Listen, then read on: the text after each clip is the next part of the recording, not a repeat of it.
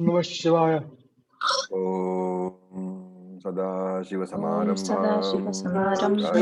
Shankaracharya Madhyamam Asmadacharya Paryantam Guru Paramparam Om Sahana Om Sahana Bhavatu Sahana Bhunaktu Sahaviryam Sahaviryam Karavavarai Karavavahai Tejasvinavadhitamastu Ma Vidvishavahai Om Shanti Shanti Shanti.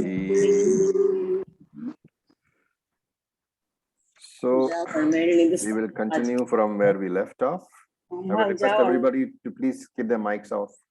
If you're talking in the house, please keep your mic off. Okay, so we will continue from where we left off, which is the 4th chapter. The 3rd verse we have to start now. Shri Bhagavan Uvacha. Shri Bhagavan Uvacha Sa evayam maya tedyaha Evayam maya tedyaha yogah proktah puratanaha Yoga Proktah Puratanaha bhaktosi me sakha cheti Bhaktosi me sakha cheti rahasyam hetaduttamam. Rahasyam hetaduttamam. Okay, I'm just unmuting all of you. Saha eva ayam. So eva ayam is eva ayam. Saha eva ayam maya te.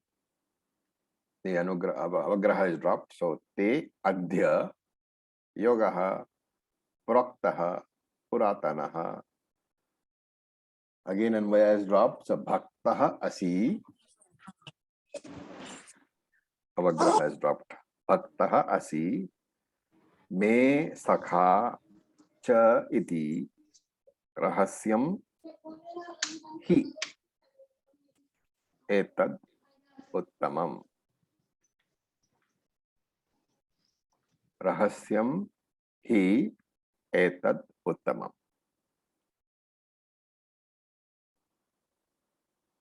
So anvaya will be maya saha eva ayam puratanaha yogaha te adhya proktaha me bhaktaha sakha cha asi iti full stop uttamam hi etad rahasyam.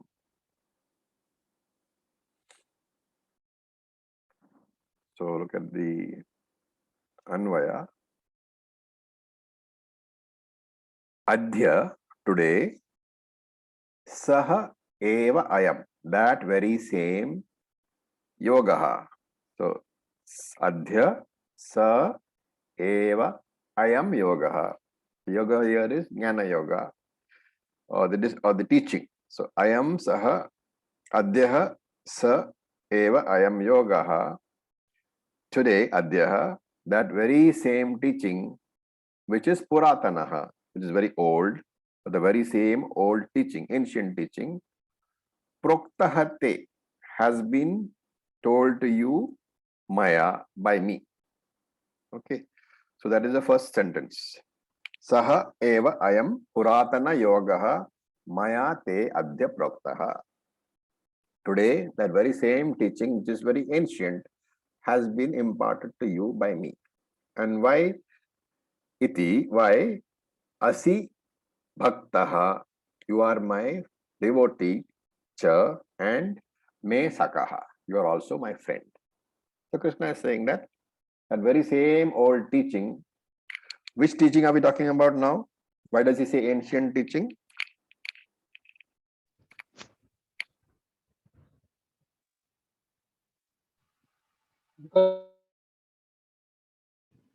He says ancient teaching for what reason? Karma yoga. Karma yoga. No. Giving the same teaching which was given in the Vedas before. Where is the reference to that? Yes, Let's start to the first verse First verse. Imam Vivasvati Yoga. where he Yes. is saying that he gave the same teaching to the sun god. Yeah. So that first verse he is referring to, okay, which he taught in ancient times. So that the references must be very clear. So ancient teaching here means that teaching which I earlier gave to the sun god, who gave to who gave it to his son and who gave it forward. So that paramparic teaching which I have given, I am telling you because you are my devotee and you are my friend. And then the second part of it is an adjective to that, a description of that. Etat hi uttamam rahasyam. Etat, this teaching itself, etat hi, this indeed, uttamam rahasyam, is a very profound secret. Okay. So this same very ancient teaching, the yoga here means teaching, same very ancient teaching, which was taught by me to the sun god, has been taught by me to you now, because you are my friend and devotee. And this indeed is the highest secret. Saha eva ayam yoga puratanaha maya. That very same yoga. What is the teaching? Karma yoga, Jnana yoga, which now we call Purva Veda and Vedanta, which is the Veda itself, right? So every teacher who is in the parampara, who is in the tradition, he never claims that he has evolved this teaching. He says that I got this wisdom from my guru. And therefore, Puratana Yoga Maya Proktaha. I am one of the traditional Acharyas only, he is saying. Krishna is saying, it's not my teaching, I am only one of the Acharyas. Now the question here can come up. Why is Krishna choosing Arjuna to teach? Right? So you have to go back to the second chapter. Karpanya dosho pahatsvavaha prachhami tvam dharma sammula chetaha yachrayasyan nishchitam bruhitan me shishyasteham shadimam tvam prapannam. Shishyasteham shadimam tvam prapannam. That is the surrender. So he's indicating that what is the most important qualification for a student? Shraddha and Bhakti. And that's why he says Bhaktosi me. The Bhaktosi me, when you say me Bhaktaha asi, you are my Bhakta. That should recall that verse, the 7th verse of 2nd chapter, where Arjuna said that I am your student, please teach me. Okay. And at the same time, Sakha cha iti, you are also a friend. So that Krishna is indicating that Arjuna, you asked, so I am teaching you, but you are also a friend. And there's the implication here that, hey Arjuna, even if you are not asked, I would still teach you because you are my friend. Shastra says, papat nivarayet. The one who prevents you from entering into a mistake, he is the friend. When a friend commits a mistake, it is the responsibility of the friend to point out that mistake. And this, of course, is got some more, expansion somewhere in a book called, in a text called Niti Shatakam, where the author is a person called Bharathari. So Bharathari, he says that if a friend is committing a mistake, you should point it out. I would request you please to keep your mics off, otherwise I'll be forced to mute you without option of unmuting. So please do take care that your mics are off because it's disturbing the recording also. So I was saying, Bharthari in his Niti Shatakam, he says, if a friend is committing a mistake, I can just point it out, and see if he is listening. If he doesn't listen, then as a friend, you have pointed out. You need not pursue it. You can't up to a certain extent. But beyond that, you risk losing the friendship. So, and so Krishna is saying, you are a friend, and therefore I decided to give you this teaching. And this is no ordinary teaching. Etad uttamam rahasyam. It is the greatest secret in the world.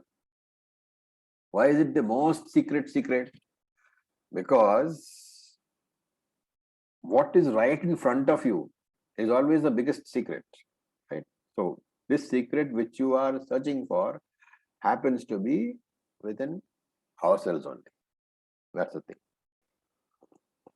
And SPG tells a story of two people who were, two strangers who were traveling in a train from, let us say Trivandrum to Delhi. So that's a long journey, 3 days, right? And one of the travelers was a thief, and they were in the same place. I mean, opposite each other. And this was a sleeper compartment. Okay, so this thief, he saw that the other gentleman, he had a big wad of money with him, and then he was counting it in the morning. So the thief thought that this is a good opportunity. I've got a long journey. I've got 3 nights. So I will, in the night, I will take the money and I will vanish at the next station. So when they went to sleep, finally, both went to sleep, and the thief searched all over the place. And then he was waiting to search under this fellow's pillow also. And then the other gentleman went to the toilet, and the thief searched there also. Couldn't find anything. And the next morning, again, while they were sitting, this gentleman brought out the money and he was counting it again. So the same thing happened that night also. This guy went to the toilet and the thief searched everywhere and didn't find the money. And the same thing repeated the third night also. By the time they were pulling into Delhi, the destination. So the thief could not, take it anymore. So what did he do? He went, when they got out of the compartment, he went to this fellow and said, excuse me, we traveled together these 3 nights from Trivandrum all the way here. And I have to frankly admit to you that I am a thief, and I saw that you were, having a lot of money with you. So every time you went to the toilet, I searched all your belongings, but I couldn't find the money. So anyway, now we are parting ways. So why don't you tell me how you hid the money? So that man said, yes, I knew you were a thief from the very look on your face. So I hid the money where you would never look for it. Where is that? Under your own pillow. So the thief searched everywhere, excepting under his pillow. That is why here Krishna says, Etad uttamam rahasyam. That which is the biggest secret is that which happens to be within yourself. And not recognizing that this Atma which I am searching for, that this Easwara which I am searching for, is basically my own nature. Everybody does various things. Some people do puja, some people do parayanam, some people go on yatra to Gangotri, Yamunotri, Kedarnath, Badrinath. Year after year, they undergo all that trouble. And after all that, they find that there is absolutely no change in their lives. Therefore, Krishna is saying that this ancient Puratana teaching, Puratana Yoga, is a teaching of how to live your life. Unfortunately, most of us are not available to listen to the teaching. And even for those who listen, there are many mental obstacles. There are many preconceived notions. All of them prevent a transformation. And therefore only Rahasyam Uttamam, the biggest secret it is. Okay. Now please unmute yourself and we can chant the next verse. Verse number 4. Arjuna Uvacha Arjuna Uvacha Aparam Bhavato Janma Aparam bhavato Bhavato janma Param Janma Vivasvataha Param janma Janma vivasvataha Katham Etad Vijaniyam Katham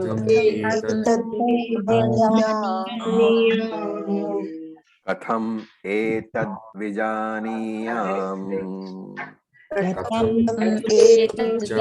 vijaniyam Tvamado Proktavaniti.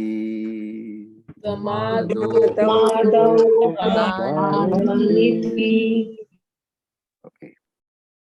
Now we look at the grammar portion again. So Arjuna Uvacha Aparam Bhavataha. So Bhavato is for chanting purposes, and when you write it down the text, it becomes Bhavataha with a Visarga. Aparam Bhavataha Janma Param Janma Vivasvataha Katham Etad Vijaniyam Tvam Adau Proktavan Iti. Okay, so he says, Arjuna Uvacha, Arjuna said, Bhavataha Janma Aparam. So Bhavataha is honorable way of saying yours. Bhavataha Janma Aparam. Hey Krishna, your birth Aparam was not very long ago, but Vivasvataha Janma Param. Vivaswan, the Devata, Sun Devata, was born very long ago. So Bhavata Janma Aparam, Vivasata Janma Param. Hey Krishna, your birth was not very long ago, but the sun god was born very, very long ago. When Srishti began, when the creation began, the sun was born, but you were born only a few years back, along with me, because you and I are friends. In that case, Katham Vijaniyam Iti, how am I to understand your statement, Tvam Proktavan Etat Adau, that you, how am I to understand your statement, Tvam Proktavan, that you have given Etat, this teaching, Adau, at the beginning of the Srishti, the beginning of creation long ago. So Arjuna is saying, hey Krishna, your birth is very recent. The birth of the sun god is when creation actually began, which is much, much earlier. How should I understand this statement of yours that you taught the sun god in the beginning of creation? Because you are not there. Okay. Now with this verse, you can see that a new topic has begun. This is basically a diversion. Okay. This fourth chapter essentially is, as you can see by the topic, Jnana Karma Sannyasa Yoga. The sannyasa of karma through knowledge, Jnanam. That is the topic. So it's Jñānayoga. And here Krishna is introducing a small diversion. This diversion is based on Arjuna's question. What is the question? Bhavataha Janma Aparam. Your birth is very, very recent. And Aparam means recent. Whereas you, so Shankara supplies here. Aparam has to be understood as at the end of Dwapara Yuga. Shankara's commentary says that Krishna was born at the end of Dwapara Yuga, and therefore Aparam has to be understood as that he was born at the end of Dwapara. Whereas Janma Param Vivasvataha, whereas Vivaswan was born long ago. At the commencement of which Yuga? If you know the Yugas correctly. Satya Yoga. At the commencement of Satya Yoga. Why commencement of Satya Yoga? Because that is when creation started. Right? So millennia before, beginning of creation, he was born. And hence he says, Katham etad vijaniyam, how do you expect me to understand two statements that you are making? That, for one thing, you are teaching me today, right? And secondly, you also say that I taught the sun god at the beginning of creation. How am I expected to reconcile these two statements, hey Krishna? This is Arjuna's question. So now we will read the next verse. Shri Bhagavanu Vacha. Shri Bhagavanu Vacha. Bahuni me vyatitani. Bahuni me vyatitani. Janmani tava charjuna. Janmani Arjuna. Anyaham Veda Sarvani. Tanyaham Veda Sarvani. Natvam vetha parantapa. न त्वं त्वं वेत्थ वेत्थ परन्तप Okay. So again the grammar portion. Bahuni me vyatitani janmani tava cha Arjuna tani aham. So tani aham is tani aham veda sarvani natvam vetha he parantapa. So me bahuni janmani me vyatitani. So me means me, my. Krishna is saying me means for me, Krishna. Bahuni janmani vyatitani. Bahuni many, janmani births, vyatitani have gone by. So me bahuni janmani vyatitani. Many births have gone by for me, which means I have taken birth thousands of times, millions of times. Hey Arjuna. Not only that, cha and tava Arjuna. For you also, Arjuna, many births have taken place. So Krishna is saying, I have taken many births, and you also have taken many births. And what is the difference? Aham tani sarvani veda.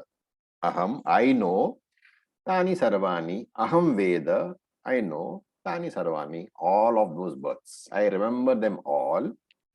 Tvam na vetha parantapa. However, you, O Parantapa, you, O Arjuna, na vetha. You do not know them all.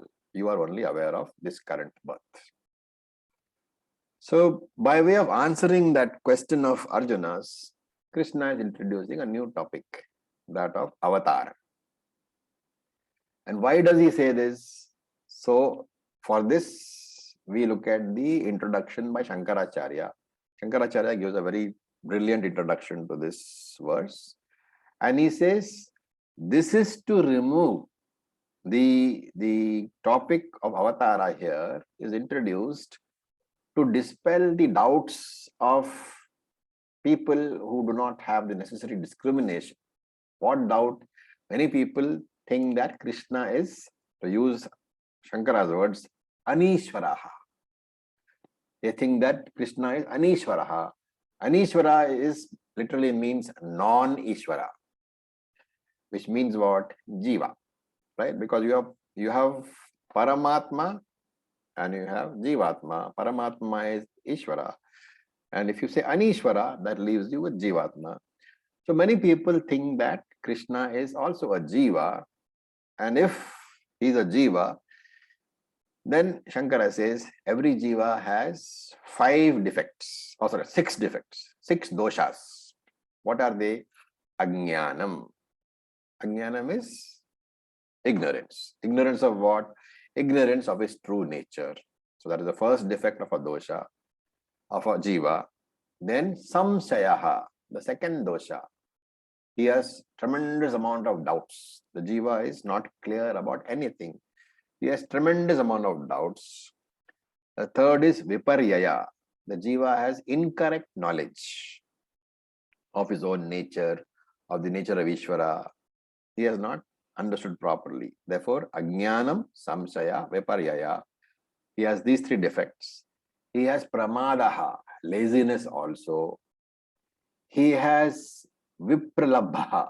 Vipralabha means prejudice or subjectivity in the analysis of any particular event or object. He has prejudice, he has subjectivity. And apatu karanatvam. So apatu means limitation. Karanatvam is the pramanam over here.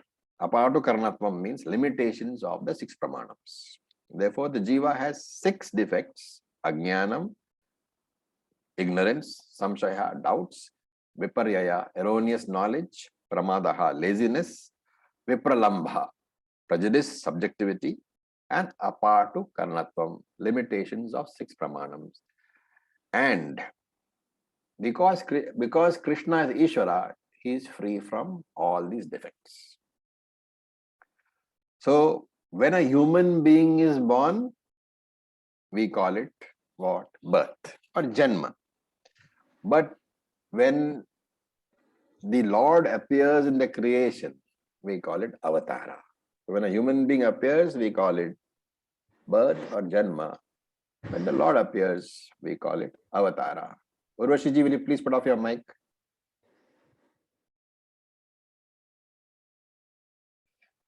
So before entering into the verse, let us look at the comparison between the Jiva and the Avatara. The very cause of Manushya Janma is what? Karma. Easwara Janma is, there is no karma involved. So the very cause of Manushya Janma and Easwara Janma are different. So Manushya Janma and Avatara, there is Karana Bhedaha. There is a difference in the reasons for the birth. For Manushya Janma, the reason is karma. For Easwara Avatara, the reason is the good of the universe. Some intervention is required. So there is good of the universe involved. The second is the natures are different. The Manushya's nature is different from the Avatara's nature. So Manushya Janma and Easwara Janma have different Swarupams. One is limited, one is unlimited. Swarupa Bhedaha. Then the very purpose of Manushya Janma and Easwara Janma or Easwara Avatara are different, and therefore there is Uddesha Bhedaha. Manushya Janma is to exhaust karma. Easwara Janma is for the good of the universe. So the three basic causes, one is Karana Bheda, one is Swarupa Bheda, one is Uddesha Bheda. Now let's look at it a little bit more. The very first difference is the cause of Easwara Avatara and Janma. In the case of a birth of a Jiva, the birth is caused by ignorance because the Jiva has got Ahankara. And because of Ahankara, there is a problem of karma. And because of karma, there is a problem of Punyam and Papam. And because of the problem of Punyam and Papam, there is a Janma. So the very basic cause of what we call Karana Bheda is this, that in the case of the Jiva, there is Ajnanam. Because of the Ajnanam, the Jiva thinks he is Ahankara. Because of Ahankara, he thinks he is Apurnaha. Because of Apurnatvam, he thinks he wants to do something to acquire something to make him Purnaha. So there is karma there. Because of karma, there is karma phalam. Because of karma phalam, there is rebirth also. There is rebirth. Rejanma is there. Therefore, the birth of a Jiva is a patanam, a fall. It's a fall from his divine nature. While in the case of Avatara, which is birth of Easwara, birth we are saying figuratively, because of his omniscience, because of that knowledge alone, it is because of the omniscience that Bhagavan chooses to appear on the earth in Avatara status. Why is it necessary? Because he is Sthiti Karta.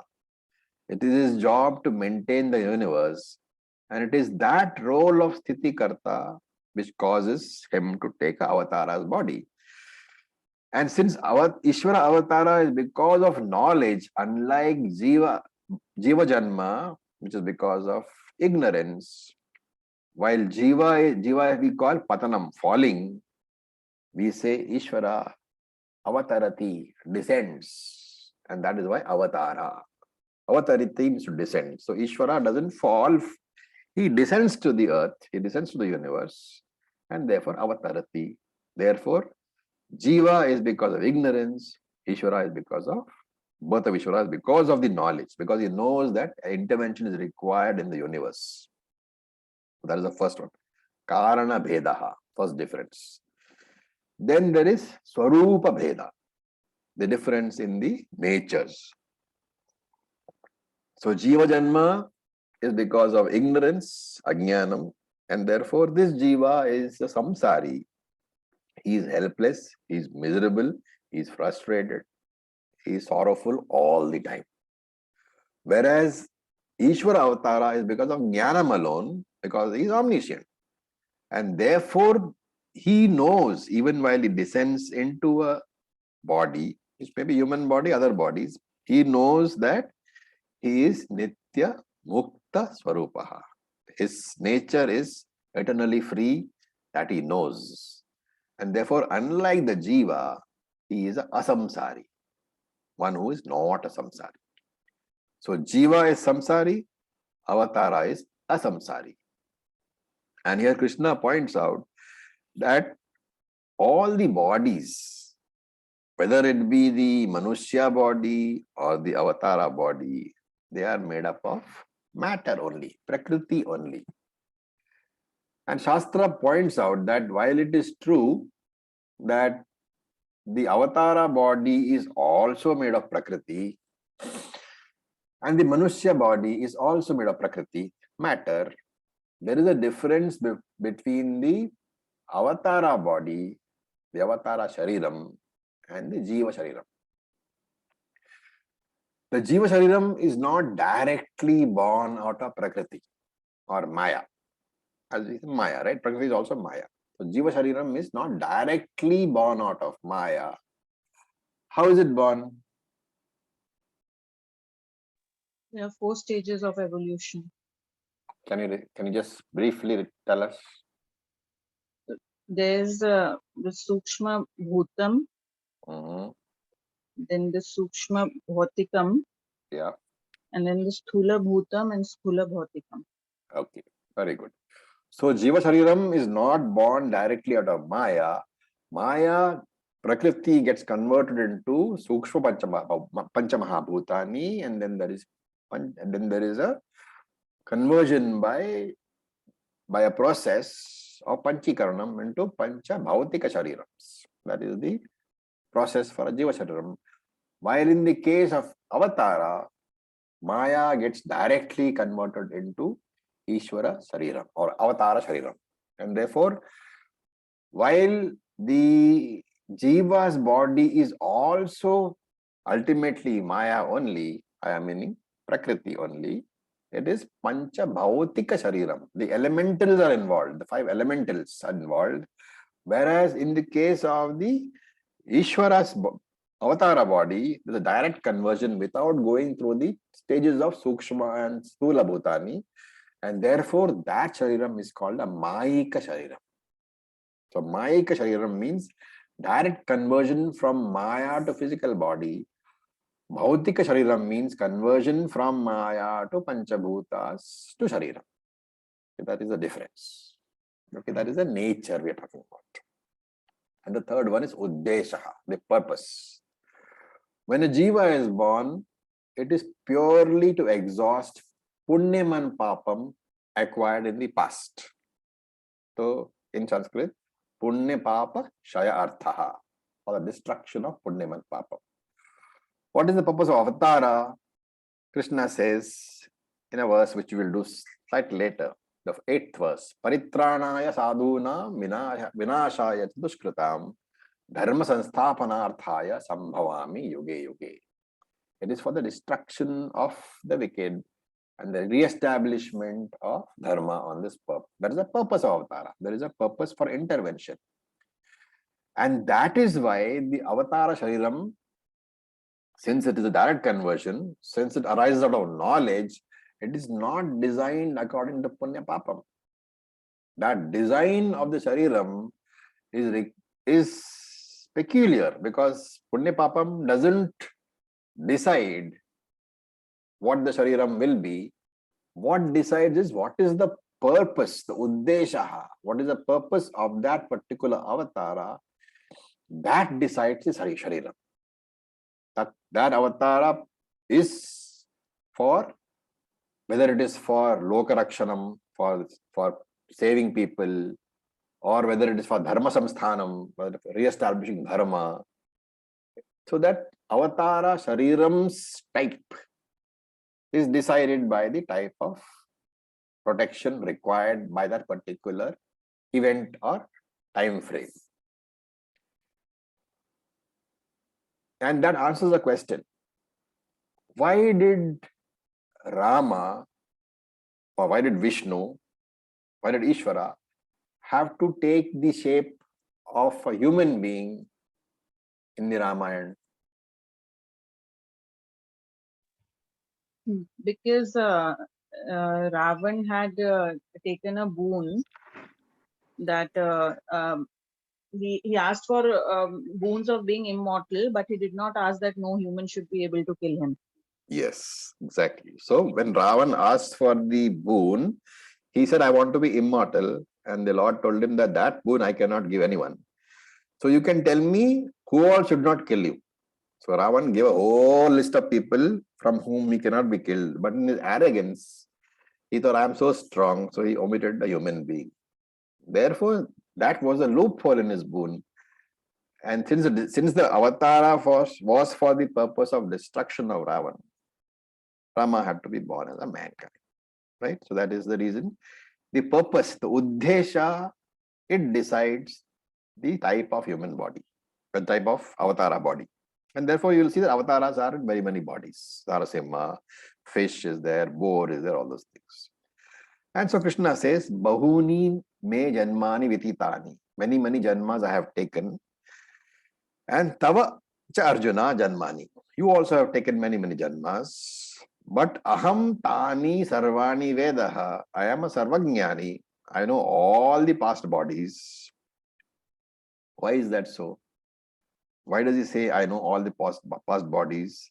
So we can't give a logical reply. So Shankara adds over here. In the case of Ishvara, Avarna Shakti is not operational. Only Vikshepa operates. So Vikshepa operation means he can take the avatara body. But Avarna Shakti's non-functionality means he remembers even while in the avatara body. Avarna Shakti is not operational. So he remembers that he is aware that he is unlimited Ishvara only. This is what he means by Aham Tani Sarvani Veda. I am Sarvajnani. I know all my past bodies. Tvam na vettaha. I am Sarvajnani, but you are Alpajnani. You are a person with limited knowledge. You do not know your past sharirams. So what to talk about past births? Most of us don't even remember, full portion of Tattva Bodha, right? We forget so many things. And therefore, hey Krishna, hey Arjuna, you are a Alpajnani. Tvam na vettaha. You cannot remember your past births also. Okay. Now we go to the 6th verse, which we will chant. So please unmute yourself. Ajopi sannavyayatma अजोऽपि संयम्यात्मा bhutanamishvaropi san भूतानामीश्वरोऽपि सन् kritim swamadhisthaya प्रकृतिं स्वामधिष्ठाय sambhavam yatma mayaya. भवाम्यात्ममायया Okay. So let's look at the words. Ajaha, Tavagraha is dropped. Ajaha, api. Then san avyayatma. So sun with the halant below the na. San avyayatma. Bhutanam ishvaraha. Again you drop the avagraha. So bhutanam ishvaraha api san. Prakritim swam. Halant below ma. Prakritim swam. Adhisthaya sambhavami atma mayaya.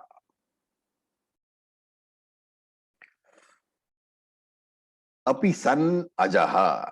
Api ajaha san. That is we are doing the anvaya. Api ajaha san or ajaha api san. Even though I am unborn. Ajaha means unborn. Even though I am unborn and avyayatma, unchanging, api, avyayatma, and also unchanging, Ishvaraha Bhutanam, and I am the Lord of all beings. Bhutanam Ishvaraha San, I am the Lord of all beings. Still, what do? Swam Prakritim Adishthaya. I use Swam Adishthaya, wielding or using what? Swam Prakritihi, my own Prakriti. I use my Maya and Atma Mayaya, by my own creative power. Sambhavami, this I come into being. Sambhava means come into being. So here you have to add the avatara body is brought into being. So he's saying that even though I have no birth and no death, ajaha, I have no birth and no death, even though I am the Lord of all the beings, even then I take a human body or any body, just can't say human because there are avatars with different bodies. So I take a body using my own Maya and I am born, as if seemingly born. Because really speaking, only the body is born, I am not born. So before going further,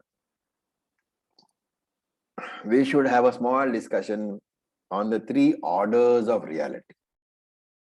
So this discussion is based not on Shankaracharya's comments, but on the Anandagiri Tika. The Tika is a sub-commentary, okay? So it's based on that. So he says there are three orders of reality. One is Paramarthika Satyam. One is Vyavaharika Satyam. And the third one is Pratibhasika Satyam. All these three we have seen earlier. I have used these words. But in this context, because of the avatara topic, it is appropriate that we recall what we have learned. Paramarthika Satyam means absolute order of reality, which is Satyam Jnanam Anantam Brahma.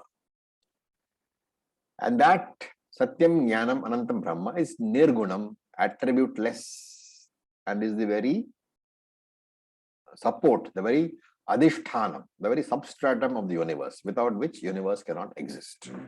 So that is called Paramarthika Satyam, or in English we can call it absolute order of reality. The second one is Vyavaharika Satyam, the transactional order. In English, the transactional order of reality, or the empirical order of reality, which consists of the experienced universe, which consists of all our bodies, minds, indriyas, ahankaras, all the sadhana, all the sadhyam, everything in this universe is included in Vyavaharika Satyam, the transactional order of reality, literally meaning wherever any transaction takes place, that is Vyavaharika Satyam. And the third one is Pratibhasika Satyam. So in Vyavaharika, remember there are two aspects, Vyavaharika Satyam. Some which are revealed to us through Pratyaksha Pramanam, through your sense organs. Like this world, the trees, the mountains, your friends, all these are revealed to you by Pratyaksha Pramanam. But there is something which is revealed by Veda Pramanam also. That also is part of Vyavaharika Satyam. That's a very important point. What is that? Veda reveals to you things like the 14 lokas, right? Those 14 lokas are not available for your knowledge through your sense organs. The 5 pramanams which you have, the 5 human pramanams, they don't reveal that to you. The 6th pramanam which you have, the Veda, that reveals that to you. But even that, revealed by the Veda, the lokas, etc., the lokas, Brahmaji, all these, everything in the 14 lokas is also, remember, Vyavaharika Satyam only, the transactional experienced universe. Okay, transactions take place, maybe at different levels, but they take place. So you have absolute order of reality, Paramarthika, which is the substratum, which is this Adhishthanam. You have Vyavaharika, the transactional universe, which includes all the lokas. Then you have Pratibhasika Satyam. This is a very important idea to remember.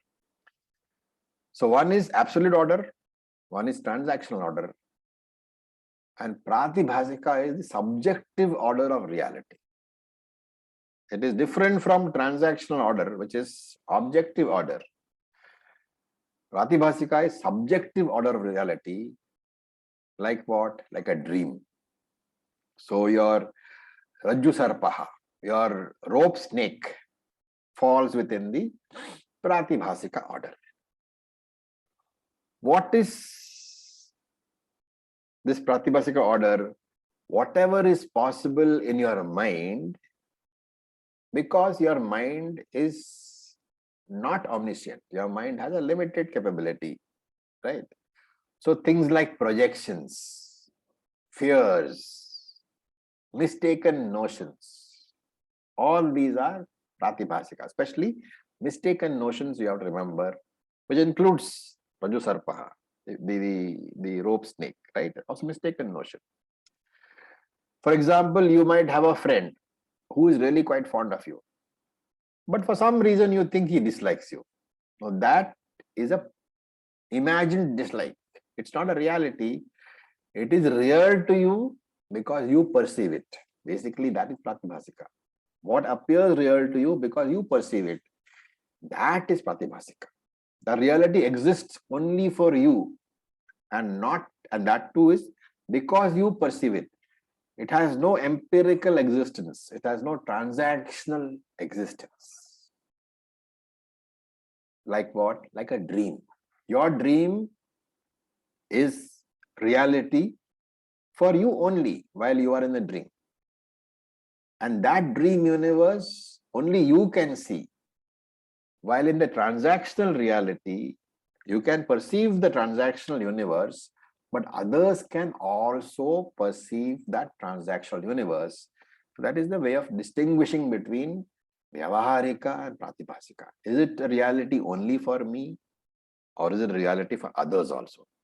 And therefore we say wherever there is a Pratibhasika Satyam, there is a possibility of error. Why is this so important? The entire Vyavaharika Satyam is called Ishvara Srishti. It has no capability of giving you sorrow or fear. The entire Pratibhasika is Jiva Srishti, which has the capacity to give you sorrow. So here when Krishna says, Ajaha, I am unborn, he is talking from the Paramarthika Satyam point of view. From Paramarthika Satyam point of view, no one is ever born. Why is that so?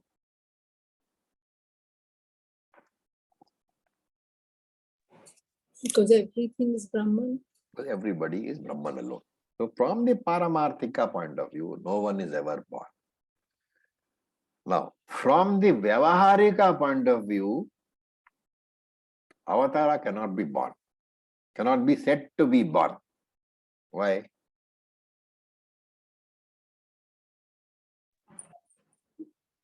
Because of no karmas are involved. Because no karma is involved. And in Vyavaharika, whatever is born has to have a karma. Right? Therefore, from the Avatara's body point of view, you have to say this Avatara exists because I see him. Okay. You see the Avatar's body and therefore he exists.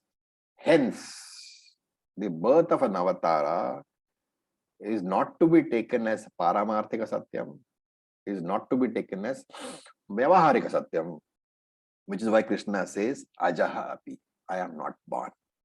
Neither from the Paramarthik point of view, nor from the Vyavaharik point of view, can an Avatara be said to be born. But from the Pratibhasika Satyam point of view, the Avatara can be said to exist. So Shankara says in his commentary in the verse, he uses two phrases, Dehavan eva, as if with a body.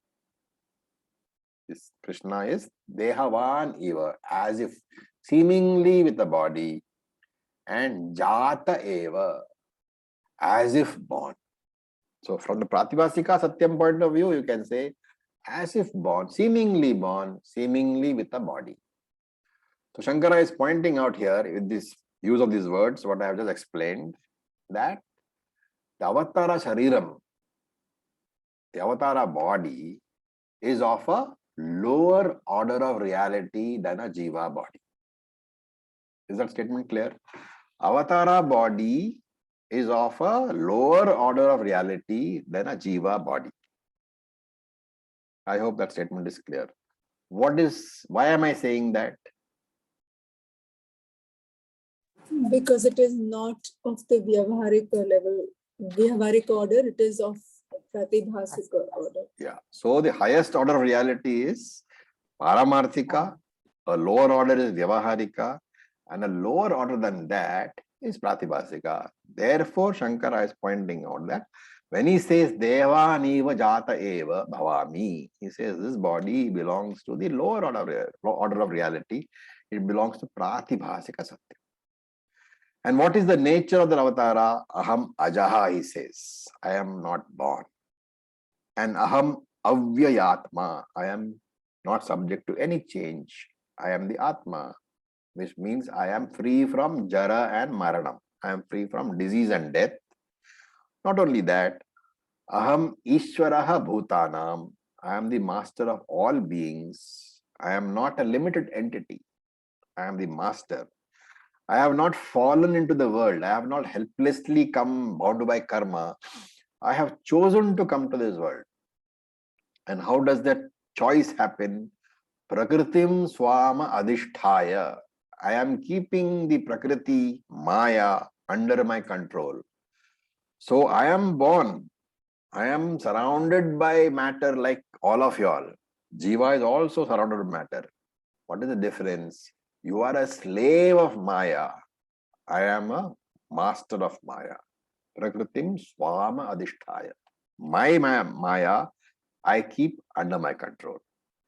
It's like the example of the fact that the chief minister is accompanied by a policeman and the thief is also accompanied by a policeman. The difference is the thief is under the control of the policeman. The chief minister controls the policeman. Similar analogy you can take where Krishna is saying that Prakritim Swama Adishthaya. And what do? Sambhavami. I take a body. I appear. How? Atma Maya. With the help of Maya principle, by producing a Mayika Shariram. I do not require the process of converting Maya into subtle 5 elements and then Panchikaranam and converting into 5 elementals. But Maya itself directly converts into the Shariram. And that is why it's called Mayika Shariram. Okay. So this, and when do I convert? When do I take avatara? That he will discuss in the next verse, which we will do in the next class. Right now we can stop for any questions. So is the avatara like during the time the avatara is doing the role and the avatara is on earth, whatever they do they accumulate any karma at that time? Like for example, when Krishna was there as an avatara, Gandhari had cursed him for the killing of the Kauravas, and that got materialized later. Then even in his previous birth, Ram had killed Balram. No, this. Bali. Yeah, Bali, yes. Thanks. So Bali, and then in the Krishna avatar, it was said that it was Bali's uh, thing that got that led to Krishna's death. So I'm just trying to ask, like, is karma generated in the avatarship? This question is a very valid question. And it indicates one fundamental principle which has not been understood. What is that?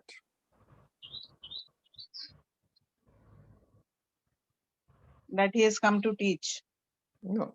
This principle is about karma. What is the fundamental principle that leads to such a question? There is a principle that, which is very common, right? When you say Krishna, you are referring to Krishna body or Krishna consciousness? Body. So when he says, I take a body, the actions of that body, have they got an intent? Yeah. What intent? The establishment of dharma. No. So the point here is that when does karma generate karma phalam? What is the basic requirement? The intent. No. Intent is okay. I mean, that's all right for a normal person. But the very basic requirement necessary for karma to generate karma phalam is what?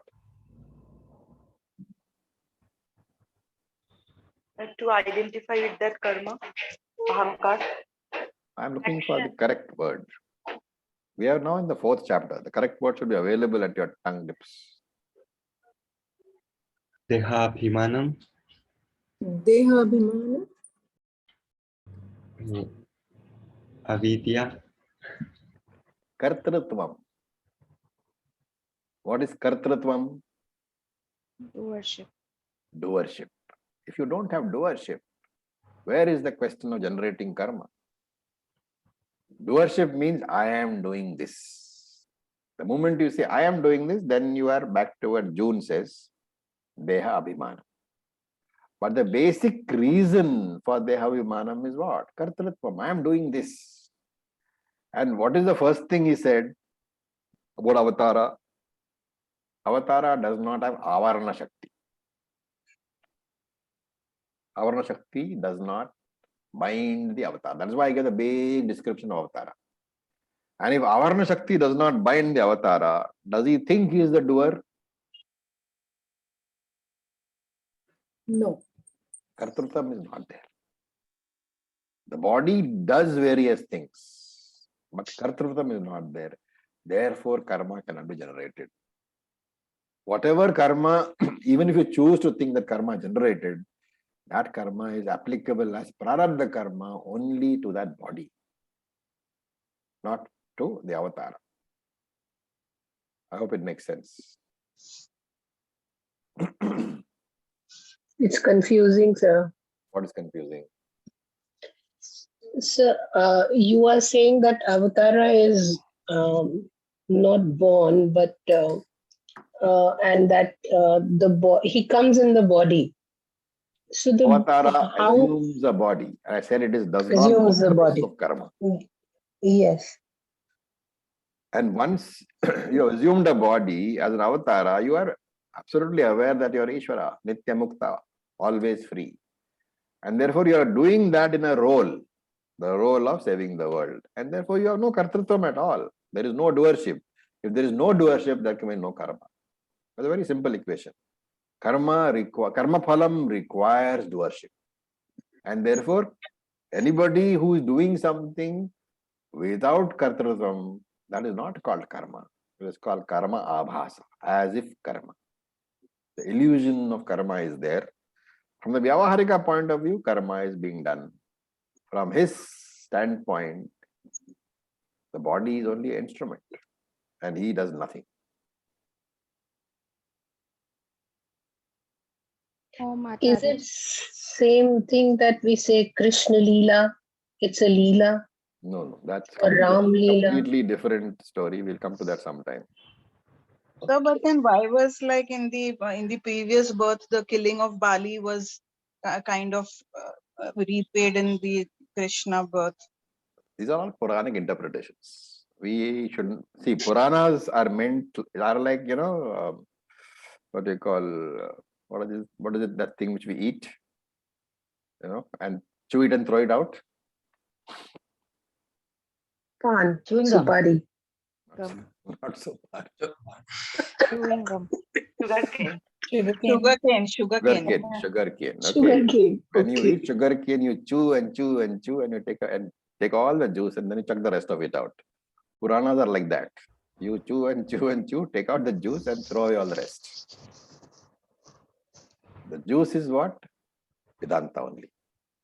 Remember, Puranas were developed to supply Vedantic ideas to those who are not ready for Vedanta. Yes, Pandana? Acharya. Yeah. When we say avatara is pratibhasika satyam, is it also subjective from the sense that that avatara may not be seen or the powers may not be seen to everyone? No, here Pratibhasika simply means that it cannot be classified as Paramarthika because Paramarthika has no birth. It cannot be classified as Vyavaharika because Vyavaharika means we have to be born out of karma, and therefore the only other reality left is Pratibhasika. You see that seeming body, it is not the real body because it's it doesn't have the normal process of birth through karma. That's what it means. Thank you. Sir, you had mentioned that the joy and sorrow, the pain, everything is in the Pratibhasika Satyam. But at the same time, the Vyavaharika Satyam has the Srishti, the Prakriti. Basically, every transaction that we do is in Vyavaharika. Yeah. But there also there is, because everything that we do also gives joy and pain. So even the joy and pain will be experienced in Vyavaharika as well. Joy and pain is always experienced in Vyavaharika only.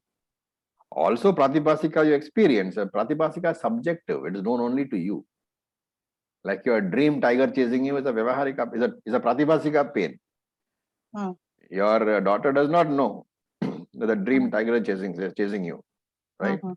That way. But if a real tiger is chasing you, your daughter will also know. So that's the difference. Vyavaharika is objective. It is experienced by everybody. Pratibhasika is subjective, experienced only by you. But when you say the body is subjective, that definition you cannot say that I only see the body. Yeah. That is different. Yeah. Yes, Thomas ji. Acharya ji, I just wanted to ask you if when you say that there is no doership, so when there is no kartritvam, I wanted to find out if it is the same as having no ahankara. You really cannot see. Ahankara basically is the generator of kartritvam because ahankara says that I am this body. And if you say I am eating, what you mean is that I, Thomas, the body am eating. You don't say I, Thomas, Atma, am eating. Atma doesn't eat. So that kartrutvam is related to deha abhimanam, to body identification. Yes, that is correct. Right. But when you say I have no kartrutvam, you still have the body, right? Right. So this is the mental framework coming out of Shastric assimilation that I am not the body.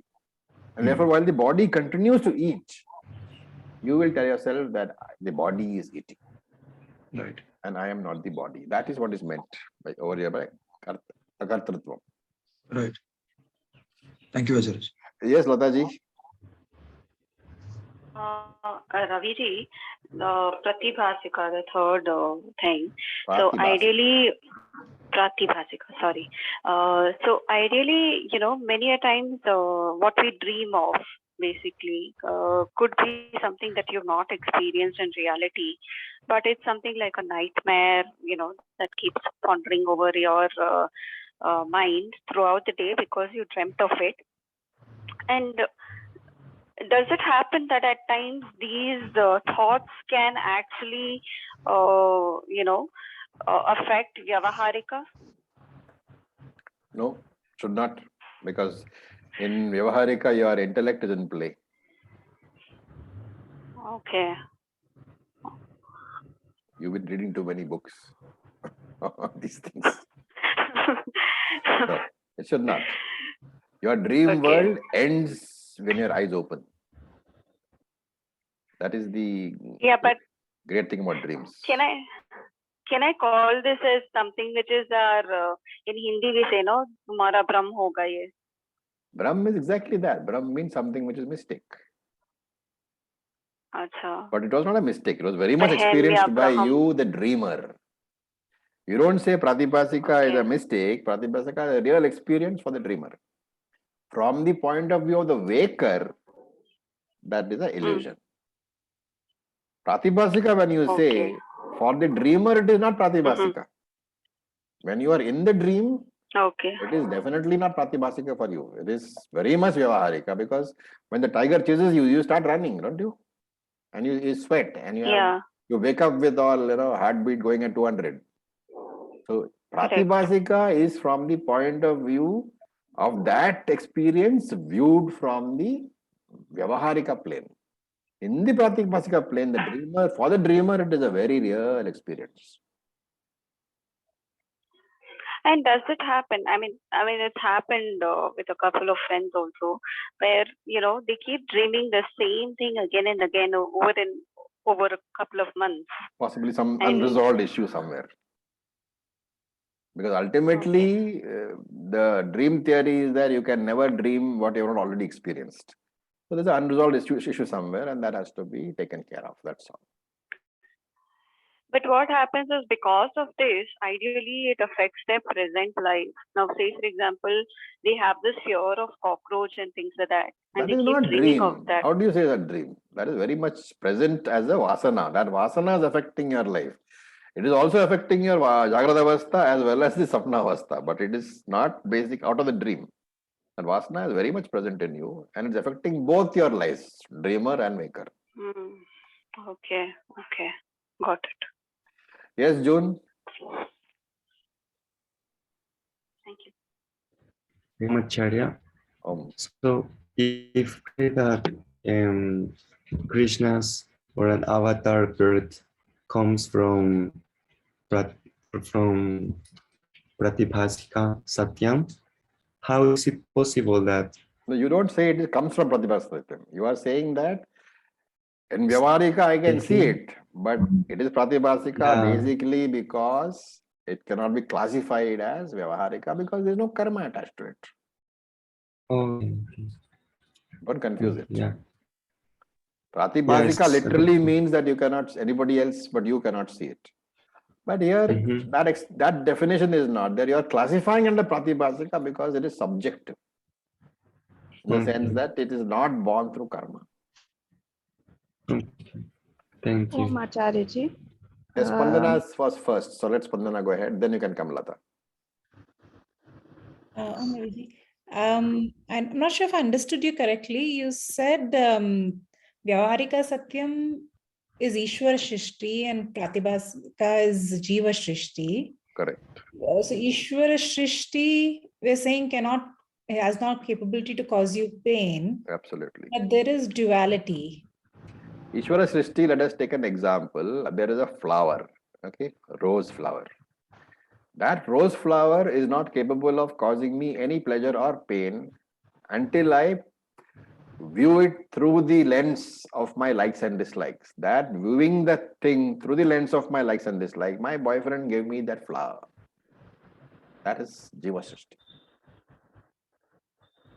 But duality in the sense that there is a perceived duality. There's very much duality there. So how can duality not cause samsara? Duality will not cause samsara, and as long as you are viewing it without your likes and dislikes. The essential portion which causes samsara is your reaction to the duality, which is I like this and I don't like that. I see.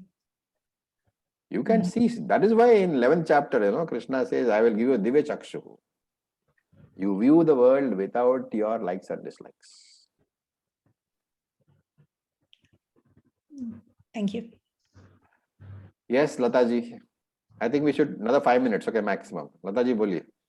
Oh, sorry, I answer. I mean, you gave me the answer to the question previously. I didn't lower my hand. All right, Rinku. Om Acharya ji, regarding the Pratibhasik reality and Vyavaharik reality, both are illusory because both are created by the mind. Then how is the Pratibhasik reality subtler than the Vyavaharik reality, because there is the Sukshma involvement over there and there is the Pratibhasika is visible only to you, like the dream world. And from the Vyavaharika reality, the Pratibhasika is a lower order because it goes away. The Vyavaharika reality goes away only from the Paramarthika point of view. Okay. Vyavarika reality is very much there for you. Transact in it. Others also transact in it. How can you say it is the same? One is created by the waker mind. One is created by the dreamer mind. They are two different orders.